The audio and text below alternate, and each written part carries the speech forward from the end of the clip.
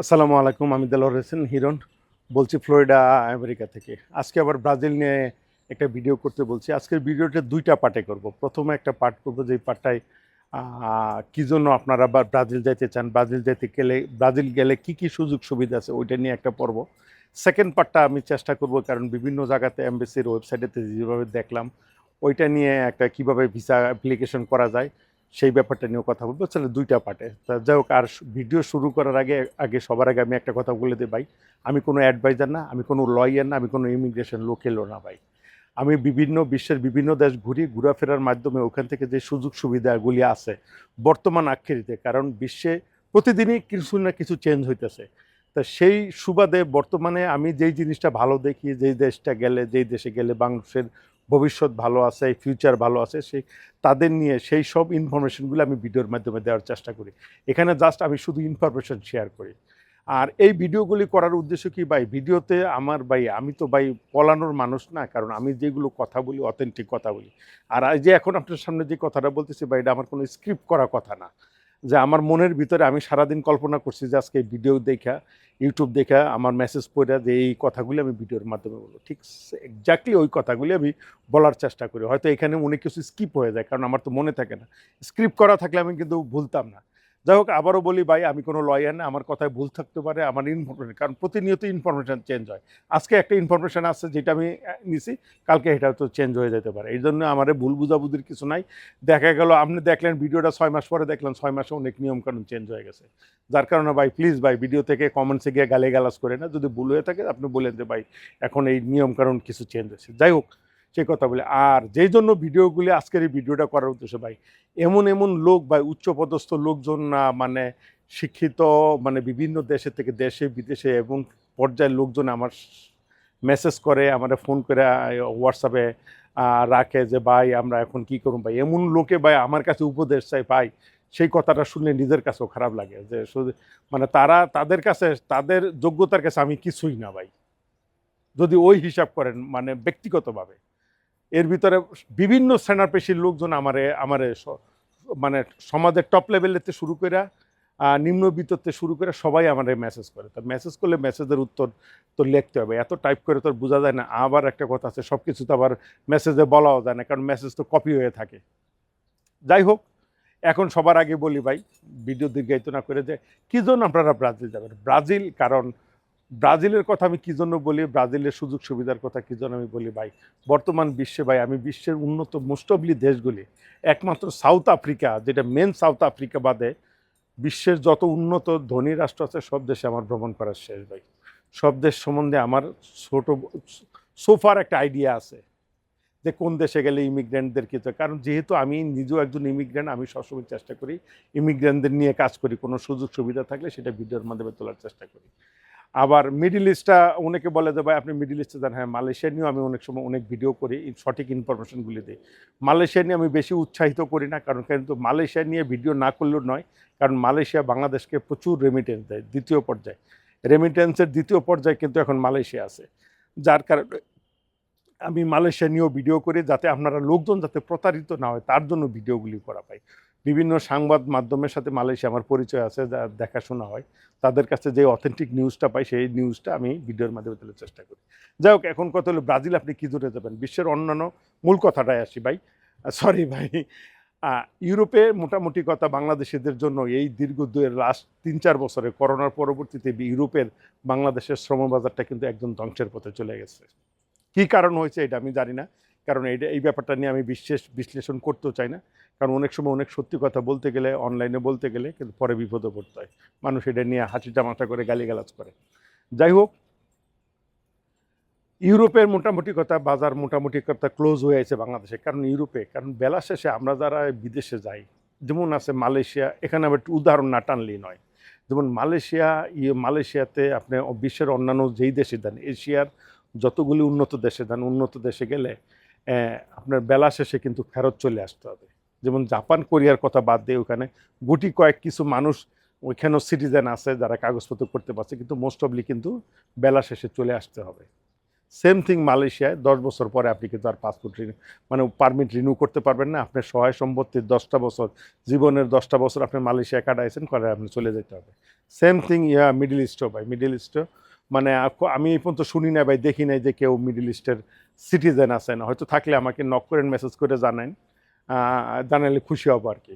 কিন্তু বেলা শেষে কি হয়, এই ব্যবসা বাণিজ্য সব কিছু ফালাই থেকে চলে আসতে হয়। ইউরোপে একটা দেশ, যেখানে গেলে ভবিষ্যতে গেলে, ওইখানে গেলে মনে করেন আপনি বেতন কম পান, যাই পান, ভবিষ্যতের 2, 4, 5 বছর পরে থাকলে আপনি ইউরোপের কাগজপত্র বানাইতে পারতেছেন, গ্রিন কার্ড বানাইতে পারতেছেন, ওইখানকার পাসপোর্ট বানাইতে পারতেছেন, সব কিছু করতে পারতেছেন, পরবর্তী পুনর্জন্ম নিতে পারতেছেন। বেশ ভালো কথা। সেম থিং ক্যানাডাতেও যদি আপনি যাইতে পারেন, ক্যানাডায় গিয়ে যদি কাগজপত্র করতে পারেন, লিগেল হইতে পারেন, ভবিষ্যতে কিন্তু দেখা গেল যে আপনার পরিবার পরিজন কিন্তু বংশ পরাক্রম আপনি সবাইকে নিয়ে যেতে পারতেছেন। সেম থিং অস্ট্রেলিয়াতেও তাই আছে। অস্ট্রেলিয়া যদিও ইমিগ্রেশন সবচেয়ে কঠিন ইমিগ্রেশন অস্ট্রেলিয়ায় ইমিগ্রান্টদের জন্য। আমেরিকায় সবচেয়ে ইজি। আমেরিকা আসলে যেমন আজকে আমি আমেরিকা আছি, আমার প্রথমে আমার গ্রিন কার্ড হয়েছে, গ্রিন কার্ড হওয়ার পরে আমি বউপুলাফান নিয়ে আসি, এখন বউপুলাফানেরও গ্রিন কার্ড হয়ে গেছে, এখন সবাই ইউএস সিটিজেন। এখন বংশাপরিক্রমে মানে আমার মেয়ের ঘরেতে যে আমার নাতিন হয়েছে, নাতিনও কিন্তু ইউএস সিটিজেন, যদিও সে অস্ট্রেলিয়া বর্ন করছে, অস্ট্রেলিয়ারও নাগরিক, সে আমেরিকারও নাগরিক। এই যে একটা ফ্যাসিলিটি, এটা বংশ পরিবর্তন, মনে করেন বাংলাদেশের লক্ষ লক্ষ টাকার চেয়ে এই যে একটা ফ্যাসিলিটির সুযোগ আপনারা মানে পরবর্তী প্রজন্মের জন্য করে দিয়ে গেলেন, মানে করে দিয়ে গেলাম আমি, সেটা মনে করেন আমি মনে করি যে বাংলাদেশে বড় অ্যাসেট করার চেয়ে একটা বড় একটা বিশাল একটা কিছু করে দিয়ে গেলাম আমার সন্তানদের জন্য। সেম থিং, কারণ ইউরোপে এখন হচ্ছে না ভাই, যাওয়া যাইতেছে না। কানাডায় পরিস্থিতি খুব জটিল ভাই। আমেরিকা তো খুব দুষ্ট হয়ে গেছে। আগে যাও আমেরিকায় আসলে কাগজপত্র করা যেত, সেটাও এখন মোটামুটি কথা একটা বন্ধের পর্যায়ে আছে আর কি। আর স্ট্রাগল আছে, কিন্তু এটা রাজনৈতিক একটা সমস্যা, হয়তো যে কোনো সময় এটা উত্তরণ হয়ে যাবে, আবার চেঞ্জ হয়ে যাবে। ইউরোপে মোটামুটি কথা এখন বিদেশিদের যেভাবে যেই পরিমাণ বৈধ অবৈধভাবে লোকজন গেছে, এখন মোটামুটি কথা ইউরোপও খুব টাফ হয়ে গেছে। এই মুহূর্তে আমার জানা মতে একটা দেশ ছিল, মানে ল্যাটিন আমেরিকার দেশগুলির ভিতরে ব্রাজিল এবং আর্জেন্টিনা। যদিও আমি আর্জেন্টিনা যাই নাই, আমি ওই আমার কেরামতুল্লাহ বিপ্লব ভাই গেছে, ওখানে আর্জেন্টিনার অনেক ভিডিও আছে, ওখান থেকে আমি যে ইনফরমেশনগুলি পাইছি সেগুলো আমি ভিডিওর মাধ্যমে শেয়ার করি, যে আমার ইচ্ছা আছে আমি আর্জেন্টিনাতে যাব। ব্রাজিলের কথা বলতে চাচ্ছি, যে ব্রাজিলে আমার কেরামতুল্লাহ বিপ্লব ভাইয়ের ভাষ্য মতে এবং আমার তথ্য, মানে আমার তথ্য অনুযায়ী, আমার কাছে যেসব তথ্য আছে ওই তথ্য অনুযায়ী 6 থেকে 7 হাজার বাংলাদেশি ব্রাজিল আছে, তার মধ্যে 3 থেকে 4 হাজার আছে ব্যবসায়ী, কাপড়ের ব্যবসায়ী করে। এবং আমার জানার মতে বহুত ব্যবসায়ী আছে ওখানে, মিলিয়ন মিলিয়ন ডলারের মালিক। হ্যাঁ, এখন বলি, ব্রাজিলে বহুত বাংলাদেশি আসছে, অনেক টাকা খরচ করে ব্রাজিল আসছে, কারণ ব্রাজিল একসময় ছিল আমেরিকা যাওয়ার একটা ট্রানজিট রুট ছিল। মানে ব্রাজিলে ঢুকে ল্যাটিন আমেরিকায় ঢুকে ব্রাজিল ঢুকার পরে 7টা দেশ পার হয়ে, ড্রেনিং গ্যাপ পার হয়ে, তারপরে সেই মেক্সিকো হয়ে আমেরিকায় ঢুকতো। যেহেতু আমাদের বর্তমানে ডোনাল্ড ট্রাম্প আসার পরে, প্রেসিডেন্ট আসার পরে রাস্তা বন্ধ হয়ে গেছে, এখন সেই জন্য কিন্তু ব্রাজিলের কিন্তু এখন আর ওইভাবে কদর নাই, ওইভাবে লোকজন আসতে চাইতেছে না। প্রচুর টাকা খরচ করে দিছে, ওই টাকার কথা শুনলে আমারও মাথা খারাপ হয়ে যাবে। এত টাকা খরচ করে মানুষ ব্রাজিলে আসে, ব্রাজিল থেকে আসে আমেরিকা আসে, কত হাজার ডলার আসে, সেই সব কিছু আমি জানি, কিন্তু ভিডিওর মাধ্যমে আমি বলতে চাই না। যাই হোক, এখন কথা হলো ব্রাজিলে আসলে একটা সুবিধা আছে, ব্রাজিলে এয়ারপোর্টে যদি আপনি পৌঁছাইতেও পারেন, যেভাবে আসেন আপনি এয়ারপোর্টে পৌঁছাইতে পারলে ওই জায়গাতে পলিটিক্যাল অ্যাসাইলাম পাইতেছেন, বেশ ভালো কথা। পলিটিক্যাল অ্যাসাইলাম পাইতেছেন, কিংবা কোনো ইমিগ্রেশন লয়ার দিলে 7 থেকে 800। আমার ইমিগ্রেশন লয়ারের সাথে কয়েকটা লয়ারের সাথে সাও পাওলোতে কথা হয়েছে, ওরা বলছে যে ইমিগ্রেশন এখানে আসলে ওরাই সব ব্যবস্থা করে দেয়, ওয়ার্ক পারমিটের ব্যবস্থা করে দেয়, 1 বছরের টেম্পোরারি রেসিডেন্সির ব্যবস্থা করে দেয়, প্রথমে দেয় 1 বছরের, তারপরে দেয় 2 বছর, তারপরে হয়তো 10 বছরের দেয়। আর 5-6 বছর পরে আপনি পাসপোর্টের জন্য, যেহেতু কিছু রেস্ট্রিকশন আছে, পর্তুগিজ ভাষা বিভিন্ন কিছু আপনার জানতে হয়, তারপরে আপনি রেসিডেন্সি পাইতেছেন। তার মানে যদি আপনি ব্রাজিলে আসতে চান, আমি এই জন্য বলি যারা মিডিল ইস্টে আসেন, মিডিল ইস্ট থেকে ব্রাজিলের ভিসা করা ইজি, এবং মিডিল ইস্টে যারা আছেন তাদের জন্য একটা সুবিধা। তবে বাংলাদেশ থেকে ব্রাজিলের বিষয়ে এত সুবিধা, সেই বিষয়টা নিয়ে আমি পরবর্তীতে পরের আমি বলতেছি, আলাপ করতেছি, একটু পরে আলাপ করতেছি। এখন কথা হচ্ছে, যদি ব্রাজিল আসতে চান, কেউ যদি আসতে চান ভাই, আমার কাছে অনুরোধ থাকবে, ব্রাজিল থাকার উদ্দেশ্যে, ব্রাজিলে সেটেল হওয়ার উদ্দেশ্যে যদি ব্রাজিল আসেন তাইলে আসেন। কারণ বর্তমানে আমেরিকা যাওয়ার উদ্দেশ্য করে যদি আপনারা ব্রাজিল আসেন, তাহলে আপনি বোকামি করবেন, কারণ এখন আমেরিকায় কিন্তু সেই সুযোগ সুবিধা এখন নাই।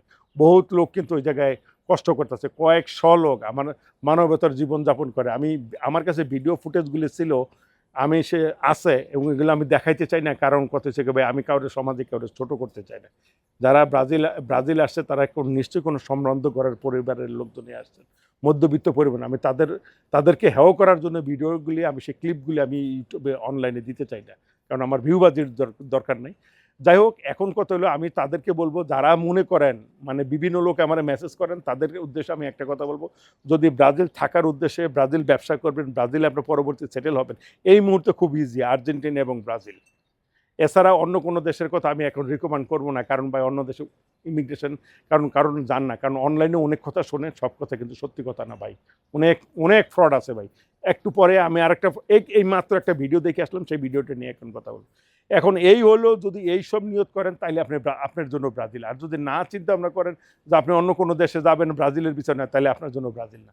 হ্যাঁ, তবে ব্রাজিলে আসতে পারলে অনেক সুযোগ সুবিধা আছে, তবে একটাই সমস্যা, ল্যাঙ্গুয়েজ ব্যারিয়ারটা। যদি আপনি ভাষাটা শিখতে পারেন, পর্তুগিজ ভাষাটা শিখতে পারেন, তাহলে অনেক সুযোগ সুবিধা আপনি ব্রাজিলে করতে পারবেন। এবং ব্রাজিলের পাসপোর্ট পর্যন্ত আপনি ইজি পেয়ে যাবেন। 2 বছর পরে যখন পার্মানেন্ট রেসিডেন্সি পাবেন, আপনি প্রথমে 1 বছর, তারপর একটা 2 বছর যখন পাবেন, তখন আমি চাইলে আপনার পরিবারের সন্তান দিয়েও আপনি ব্রাজিলে নিয়ে আসতে পারবেন, এবং আপনি ফ্রিকুয়েন্টলি ট্রাভেল করতে পারবেন, আপনার আর কোনো বাধা বিপত্তি নাই। এই একটা সহজ উপায় আছে ব্রাজিলে। যাই হোক, এখন আসি ভাই, কীভাবে ব্রাজিলের ভিসা পাওয়া যায়, এটা নিয়ে আমাকে অনেক প্রশ্ন করেন। অনেকে জানেন যে ভাই আপনার কাছে কোনো লিঙ্ক আছে কিনা। ভাই আই এম সরি ভাই, আমার কাছে ওই রকম অথেন্টিক কোনো লিঙ্ক নাই যারা ব্রাজিলের ভিসা করে দেয়। একটু আগে আমি দেখলাম বাংলাদেশের একটা ভিডিও দেখলাম, খালি পাসপোর্টে ব্রাজিলের ভিসা করে দেবে। কত বড় বোকার রাজ্যে বাস করি, খালি পাসপোর্টে তারা নাকি ব্রাজিলের ভিসা করে দেবে। বেশ ভালো কথা। আর কি বললো সাথে, ব্রাজিলের নাকি 2-3 বছর পরে নাকি পাসপোর্টের অ্যাপ্লাই করা যায়, আপনি ছিঁড়ি দেন পাসপোর্ট পেয়ে যেতেন। ভাই এই যে পাসপোর্টকে আমার মনে হয় কি উনি মনে হয় ব্রাজিলে ওনার মনে প্রেস আছে, প্রেসে মনে হয় পাসপোর্টগুলো মনে করে ছাপায় পাসপোর্ট দিয়ে দিব। কারণ প্রত্যেকটা জিনিসের একটা সিস্টেম আছে। আপনি প্রথমে যাবেন, প্রথমে ওয়ার্ক পারমিট পাবেন, ওয়ার্ক পারমিট নাইলে টেম্পোরারি রেসিডেন্সি পাবেন, তারপরে পার্মানেন্ট রেসিডেন্সি পাবেন। পার্মানেন্ট রেসিডেন্সির একটা সময় পরে গিয়ে আপনি পাসপোর্টের জন্য অ্যাপ্লাই করবেন। এটা একটা প্রসেসিং, এ থেকে 4 থেকে 5 বছর কিংবা 6 বছরের ব্যাপার। তারা ফেসবুকে অ্যাড দিতেছে, আপনারা এক্ষুনি যোগাযোগ করেন, খালি পাসপোর্টে ব্ল্যাঙ্ক পাসপোর্টে ওরা ব্রাজিলের ভিসা করে দিব। বেশ ভালো কথা ভাই। এমন একটা দেশে আমরা জন্ম নিছি ভাই, আমপদম মস্তক ভাই চিটার বাটপারে ভরা ভাই। একটা মানুষও চিন্তা ভাবনা করে না যে এই টাকা পয়সা ধন সম্পদ নিয়ে তো আমরা কোথায় যাব ভাই। এই গেল।